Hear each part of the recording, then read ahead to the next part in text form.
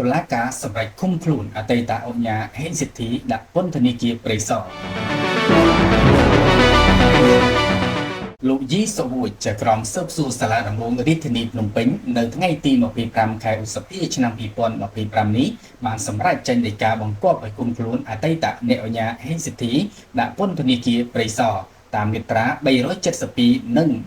374នៃក្រមព្រហ្មទណ្ឌពាក្យព័ន្ធបទល្មើសគំរាមកំហែងហេតុគេស្ថានទម្ងន់ទោសសូមជម្រាបថាអតីតអ្នកឧកញ៉ាហេងសិទ្ធីត្រូវបានកងកម្លាំងសមត្ថកិច្ចបញ្ជូនខ្លួនពីប្រទេសរុស្ស៊ីមកកាន់កម្ពុជាកាលពីយប់ថ្ងៃទី24ខែឧសភាឆ្នាំ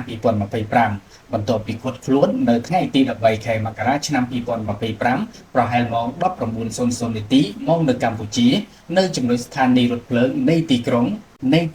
ST Petersburg ក្នុងគោលបំណងធ្វើដំណើរទៅទីក្រុងមូស្គូអតីតឧកញ៉ាហេងសិទ្ធីត្រូវបានបញ្ជូនមកកម្ពុជាក្រោយការធ្វើបដិកម្មរវាងរាជរដ្ឋាភិបាលប្រទេសទាំងពីរដែលជាការអនុវត្តតាមដីកាបង្គាប់ឲ្យចាប់ខ្លួនរបស់ចៅក្រមស៊ើបសួរសាលាដំបងរាជធានីភ្នំពេញជាប់ប្រកាន់ពីបទគំរាមកំហែងហេតុគេមានស្ថានទម្ងន់ទោសប្រព្រឹត្តនៅប្រទេសកម្ពុជាក្នុងខែវិច្ឆិកាឆ្នាំ2024បទល្មើសព្រហ្មទណ្ឌដែលមានចែងឲ្យផ្ដន្ទាទោសតាមបញ្ញត្តិមាត្រា372និងមាត្រា374នៃក្រមព្រហ្មទណ្ឌ